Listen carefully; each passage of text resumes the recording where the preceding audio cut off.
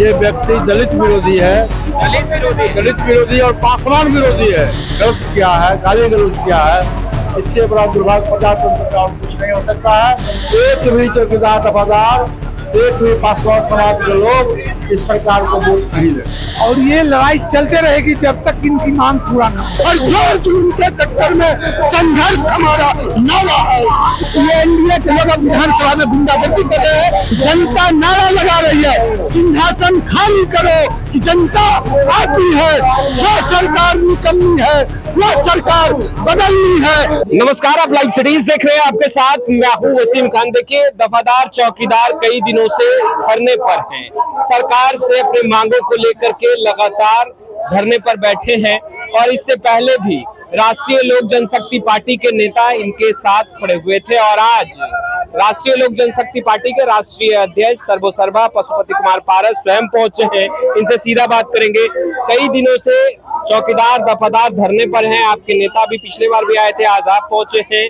सरकार अब तक इनकी मांगों को जायज नहीं मान रही। देखिए, कई दिनों से नहीं, विगत 2 वर्षों से पूरे बिहार में चौकीदार और दफादार संघ के जो लोग हैं, पूरे बिहार में प्रत्येक डिस्ट्रिक्ट हेडक्वार्टर में ये लोग अपनी मांग को लेके धरना और प्रदर्शन पर बैठे हुए हैं। लेकिन बिहार सरकार, जो ये गरीब लोग है, जो बेरोजगार लोग है, उसके अधिकार का हनन करना चाहती है बिहार सरकार।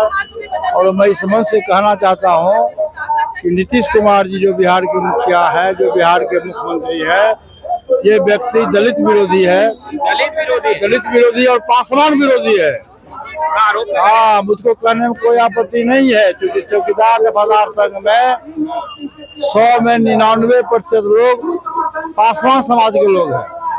और उस विपत्ति में आज सैकड़ों वर्ष पहले से, मुगल पीरियड से लेके आज अंग्रेज के जमाने तक, चौकीदार समाज के जो लोग हैं वो बहुत ईमानदारी से समाज की सेवा किया। लेकिन आज जब चतुर्थ वर्ग की श्रेणी में चौकीदार दफादार संघ को मान्यता दी गई, आज बिहार सरकार ने इस गरीब आदमी को, ये सब लोग शेड्यूल कास्ट में आते हैं, और ये नीतीश कुमार जी दलित विरोधी है, पासवान विरोधी है, और उसके अधिकार का हनन किया है। आज पूरा बिहार चौकीदार दफादार संघ के जो परिवार के लोग हैं, बच्चे हैं, बच्चियां हैं, सब भुखमरी के कगार पर है। दलित विरोधी और पासवान विरोधी अगर नीतीश कुमार होते तो आज चिराग पासवान एनडीए का हिस्सा थोड़ी होते। अरे भाई, ये कहा कि व्यक्तिगत बात आप छोड़ो, व्यक्तिगत बात से मतलब नहीं है, सामूहिक बात होनी चाहिए। व्यक्तिगत आपको कुछ बता दिया, उससे क्या मतलब है? नहीं, नो। समाज की बात है, पूरे समाज का बात है। लाखों करोड़ों का डिमांड है बिहार में कि जो चौकीदार दफादार संघ के लोग हैं, इसकी मांग को बिहार सरकार मांगे। यदि बिहार सरकार इस मांग को नहीं मानेगी तो ये सदैव धरना और प्रदर्शन चलता रहेगा। और आज इस मंच से मैं घोषणा करता हूँ, यदि बिहार सरकार चौकीदार दफादार संघ की मांग को नहीं मानेगा, आज अक्टूबर और नवंबर में जो चुनाव होने वाला है, एक भी चौकीदार दफादार, एक भी पासवान समाज के लोग इस सरकार को वोट नहीं देगा। सदन के अंदर जिस तरीके से कार्रवाई हो रही है, मानसून सत्र चल रहा है, कोई किसी पर जान से हमला कराने का, साजिश रचने का आरोप लगा रहा है, तो कोई गाली दे। अरे भाई, ये तो गुंडा राज है, गुंडा राज। आप देख रहे हो कि जब विधानसभा में नेता विरोधी दल सुरक्षित नहीं हो, नेता विरोधी दल के साथ में भी, श्री तेजस्वी यादव के साथ में भी व्यवहार जो है गलत किया है, गाली गलौज किया है, इससे बड़ा दुर्भाग्य प्रजातंत्र में और कुछ नहीं हो सकता है। इसलिए इस सत्ता से इनको उखाड़ फेंकना है। तो बिहार के राजनीति के धुरंधर नेता हैं, ग्राउंड जीरो पर आप हैं। इससे पहले क्या इस तरह की तस्वीरें आपने नहीं? ऐसा है, मैं 30 वर्ष से विधायक रहा हूँ, इस तरह की घटना में कभी बिहार विधानसभा में नहीं देखा। ये पहली घटना है। कल जो घटना घटी है, ये बिहार के इतिहास में बहुत ही आश्चर्यजनक घटना और पहली घटना। नीतीश जी की चुप्पी को कैसे देख रहे हैं? वो तो मानसिक रूप से, शारीरिक रूप से अस्वस्थ है, उनको इस बात की कोई जानकारी नहीं है। चलिए, सोजमान जी हैं हमारे साथ, चौकीदार दफादार धरने पर हैं, आप पहुंचे हैं, तो इनकी मांग कैसे देख रहे हैं? सरकार अब तक इनकी मांग देखिए, मांग इनका उचित है और ये लड़ाई चलते रहेगी जब तक इनकी मांग पूरा ना होगा। आगे का रूप क्या होगा? कई दिनों से महीनों से धरने पर है, तो आगे क्या रूप बदलेगा? राष्ट्रीय लोक जनशक्ति पार्टी साथ आई है। देखिए आने वाला समय बताएगा क्या होगा, अभी इस पर क्या बोलो। सुजवान सिंह खड़े रहेंगे, पीछे नहीं हटने वाले हैं। हमको तो रामविलास पासवान जी जहाँ छोड़ गए वहीं खड़े हैं। खड़े हैं।